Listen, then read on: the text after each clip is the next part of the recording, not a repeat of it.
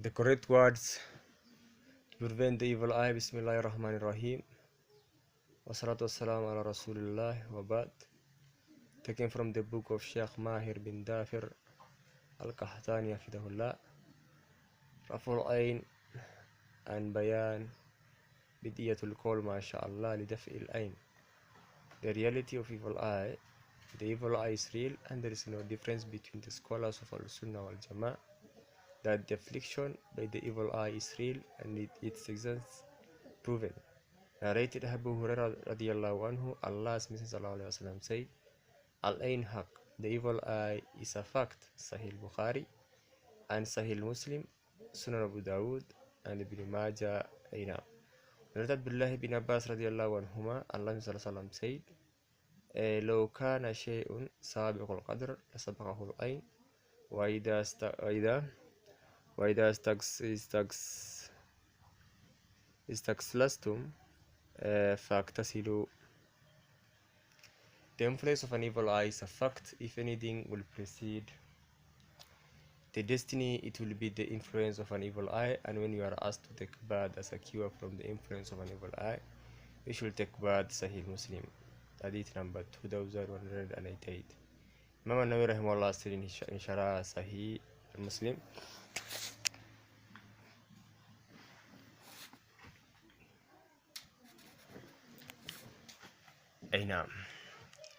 in this hadith there is proof of the existence of al-qadar, and it also indicates the fact that the harm from the evil eye is powerful. Ibn Qayyim rahimahullah said it is an arrow shot by the one who is jealous or is known for giving evil eye towards the one who is envied, hitting the target sometimes and missing it sometimes. So if it is encountered while uncovered and without protection, then the person is affected by it, but no doubt if it is encountered while taking precaution, then it will not affect him. Rather, it may happen that this arrow evil eye is returned back to the owner himself.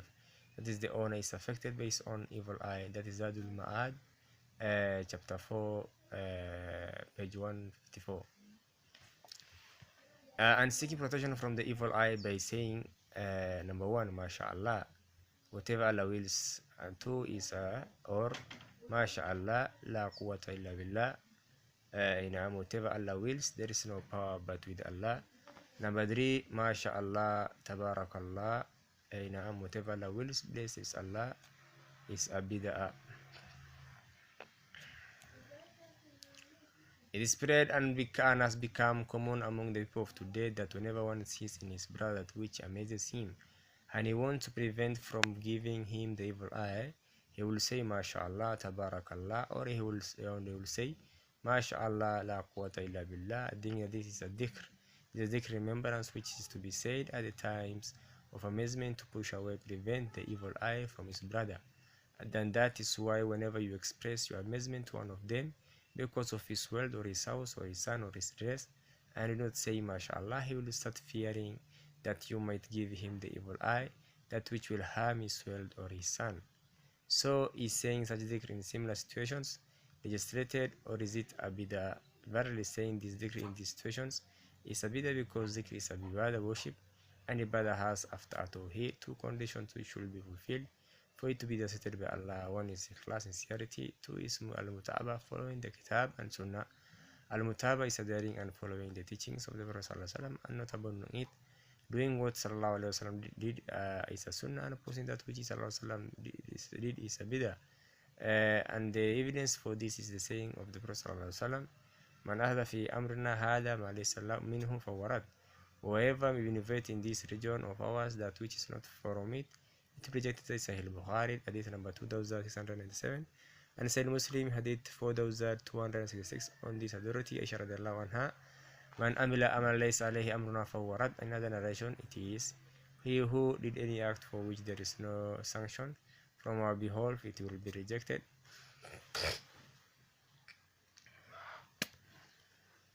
This is hadith Sahih Muslim, hadith 4267. The one who tries to follow the Prophet ﷺ in the acts of ibadah should also follow him in respect to time, a place, reason, form, characteristic, and number of times. So if a person says MashaAllah for preventing the evil eye, then he has not followed the sunnah of the Prophet ﷺ. In respect to the reason, doing an act of worship for a specific reason is not to be done except in accordance to the decree which he ﷺ was instructed at the time of the occurrence of such incident, and in this case is to say Barakallahu or alaik Barakallahu or aina, meaning Allah bless you or Allah bless Allah's blessing be upon you. The principle in the matter of adhkar, doing remembrance of Allah, is tawqif, that is in matters of ibadah, only those acts are to be done for which there is a text to support it from the Quran or the Sunnah. It is not permissible for anyone to act on this bid'ah of saying mashallah ainam only because he finds it to be good, or by blindly following someone and not investigating the identity of it by going back to the evidence from the book and the Sunnah and the actions of the Sahaba radiallahu anhum. Approving an act to be good by one's own will and desire is the madhab of the Mu'tazila, the deviated group which tries to interpret the Quran with their own limited understanding instead of following the Salaf, allowing what they deem as good or changing the meaning of the things which they don't understand. So it is listed dhikr for pushing away the evil eye. The Prophet ﷺ made this very clear, and has been mentioned in the Muwatta of Imam Malik rahimahullah, on the authority of Muhammad bin Abu Muawama bin Sahel bin Unayf, had his father say, my father Sahil ibn Unayf did a ghusl at al-Kharar. He removed the juba he had on while Amir ibn Rabi was watching, and Sahil was a man with beautiful white skin. Amir said to him, I have never seen anything like what I have seen today, not even a skin of a virgin. Sahil fell on the spot, and his condition grew worse. Somebody went to the Messenger sallallahu and told him that Sahil was ill, and he will not be able to go with you. The Messenger of Allah sallallahu came to him, and Sahil told him what had happened with the Amir. The Messenger of Allah sallallahu said, Alam yaqtul ahadakum akhahu alla barakat an al-ayn haq tawadda lahu. Why will any one of you kill his brother? Why not say Allah bless you, the evil eye is true, do wudu for him? Amir did wudu for him, and Sa'id went with the Messenger of Allah sallallahu, and there was nothing wrong with him. Muwatta Imam Malik, that is Hadith 1972 to another 1973, and it is Sahih. In the statement of the Prophet sallallahu, Allah barakat, why do not ask Allah's blessings for him, is the clear sense on what is to be said when someone sees a thing and it amazes him and he fears of giving it an evil eye. And the words Allah barakat are explained in the hadith which was mentioned by Muammar al-Azdi in his Jami with the Sahih authentic chain, that the Prophet ﷺ said, إِذَا رَأَدَكُم مِّنْهُ مَا يُعْجِبُهُ فَلْيَدْعُ لَهُ بِالْبَرَكَةِ. One of you sees in him, that is in his brother, which amazes him, then let him supplicate to Allah to bless him, that is Jami Mu'ammar, that is hadith number 1976. It's related that Abu Umama bin Sahil bin Hunayf said, Amir bin Rabi passed by Sahal bin Hunayf when he was having a bath and said, I have never seen such a beautiful skin. Straight away his Sahil fell on the ground, to the ground. He was brought to the Prophet ﷺ. It was said, Sahil has had a fit. He ﷺ said, Man tatahimuna bihi, whom do you accuse with regard to him? They said, Amir bin Rabi. Isa said, قل ما يقتل أحدكم أخاه إذا رأى أحدكم من أخيه ما يعجبه فليدعو له بالبركة. Why will any one of you kill his brother? If he sees something that he likes, then let him pray for blessing for him. Then he called for water, and he told Amir to perform ablution. So Amir washed his face and his arms, the elbows, his knees, and inside the lower garment. Then he told him to pour the water over him, Sahil. One of the narrators, Sufyan, said, Ma'amar returned from Azuri, and he commanded him to pour the water over him from behind. Sunan ibn Majah, that 509, and he graded as Sahih by Shaykh Al-Albani. Ibn Abdul Bar in Al-Talmid said, Al-Tabrik, seeking the blessing is by saying, تبارك الله أحسن الخالقين. اللهم بارك فيه. تبارك الله أحسن الخالقين. أي نعم. Bless Allah the best of creators. Oh Allah bless him. Al-Talmid 6/241 and 13/70. Ibn al-Qayyim rahimahullah say the one who gave the evil eye is commanded to say Allahumma barik alayhi. Oh Allah, send your blessings upon him, for pushing away for this malicious condition by making a supplication, which is an act of charity for the one who has been afflicted with the evil eye. The cure of evil is by doing its opposite. Zadul Ma'ad 4/157 to 158, and also in Tib al-Nabawi 1/127. So the related dhikr for warding of the evil eye is the dhikr which is proven by the apparent meaning of the Sunnah of the Prophet ﷺ in the narrations which explain it, by supplicating for him for barakah, has been mentioned by Ibn al-Qayyim and Ibn Abdul Barr in the explanation by saying Allahumma barik fihi or alayhi. The meaning of Allah barakat. Al-barakah blessing is the meaning, prosperity and increase. Al-tabrik is a supplication for blessing. Al-Suyuti said in Al-Dibaj, Al-Barakah means requesting an increase in goodness and honor. And Solo said seeking for cleansing and purification and also stability. So the meaning of the statement of the Prophet ﷺ, La Barakat, is explained by the other statement of the Prophet ﷺ, فَلَدُوا لَهُ بِالْبَرَكَةِ, pray for blessing for him, and this is done by saying, Allahumma barik fi, O alayhi, O Allah bless him, or send your blessing upon him.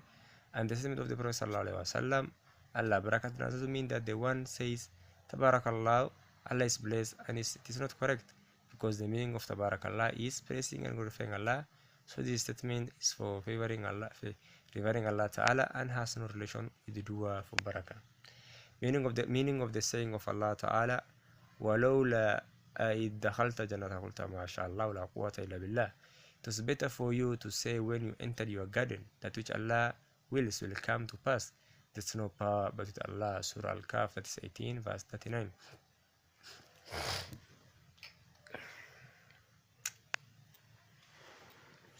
This ayah is a dialogue between a believer and a kafir. The kafir said about his garden, which Allah Ta'ala had given him, ما أظن أن تبيد هذه أبدا وما أظن الساعة قائمة.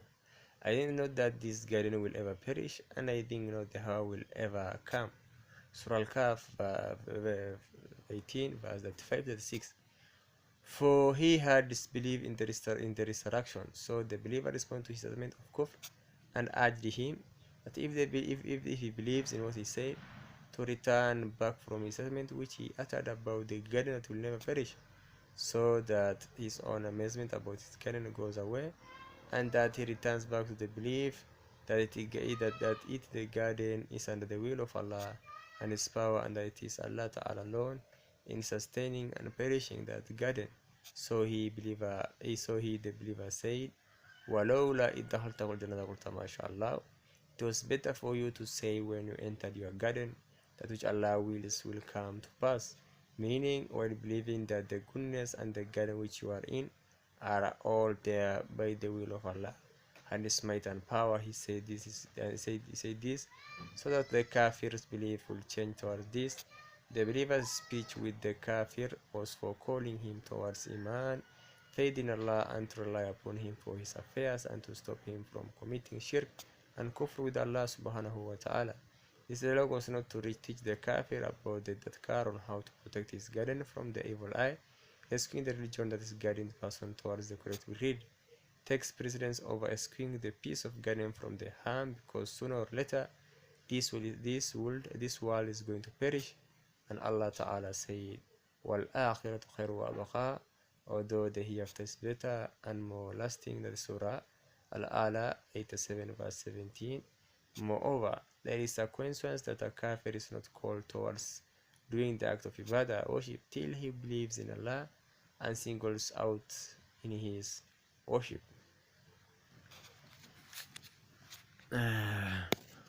وصلى الله على نبينا محمد وعلى آله وصحبه وتسلم تسليما مزيدا. End of quote from رفع العين عن بيان البديهية. قول ما شاء الله لرفع العين.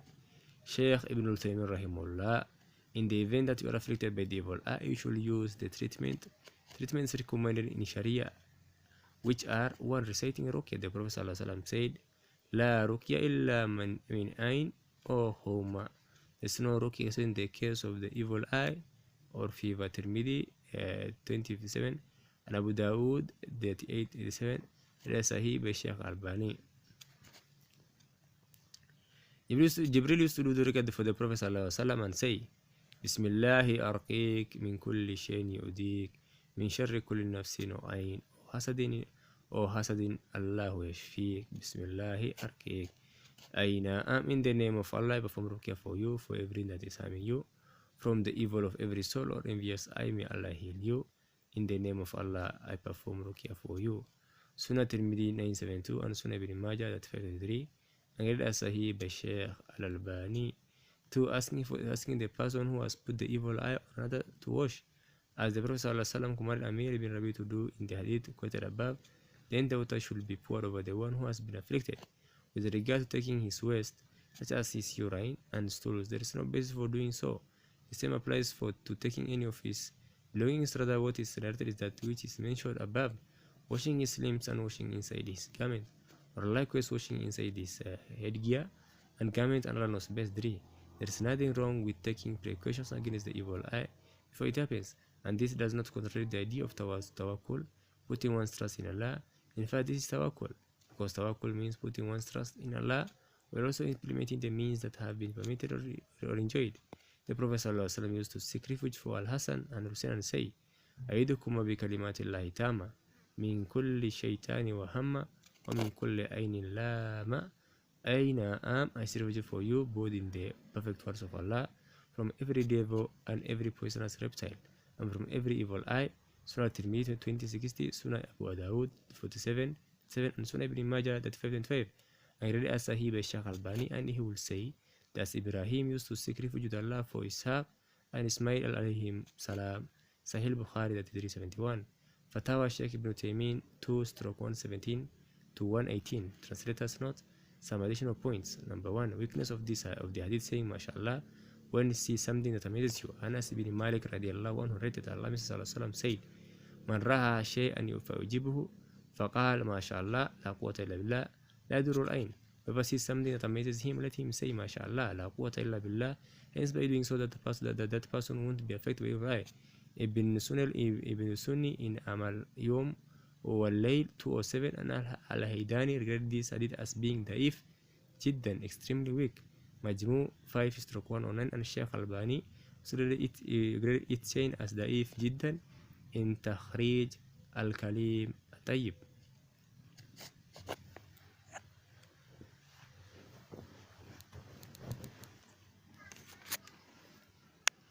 Number 2, one should also supplicate to Allah to bless him in what He Ta'ala has provided him, as the Prophet ﷺ used to do in Dua Al-Qunut. Allahumma wa barik li fima atayt. Allahumma wa barik li fima atayt. O Allah, and bless for me in that which you have bestowed. Sunnah Abu Dawood 1425. Sunnah Al-Tirmidhi 464. Sunnah Ibn Majah 1178, Sunnah Al-Nisai 1745, and read as Sahih by Sheikh Al-Albani. Summary: the correct is to say Barakallahu Fiq or Alayk when you are amazed by someone. The last word will change when there is change in the gender or the number of people, as per the Arabic grammar. 2. This is the apparent meaning of the Sunnah. 3. This is what the scholars Ibn Qayyim, Ibn Al-Barr, and Al-Suyuti rahimahumullah mention. 4. Saying anything other than this does not qualify to prevent the evil eye. 5. The ayah of Surah Al-Kahf is a dialogue between a believer and a kafir, calling him towards Tawheed, and not about preventing the evil eye. 6. The hadith which mentions to say mashallah is very weak and does not to be acted upon. 7. One can also seek blessings for oneself and can seek Allah's refuge for his children from the evil eye. Translated by Fahad Barmem Ainam.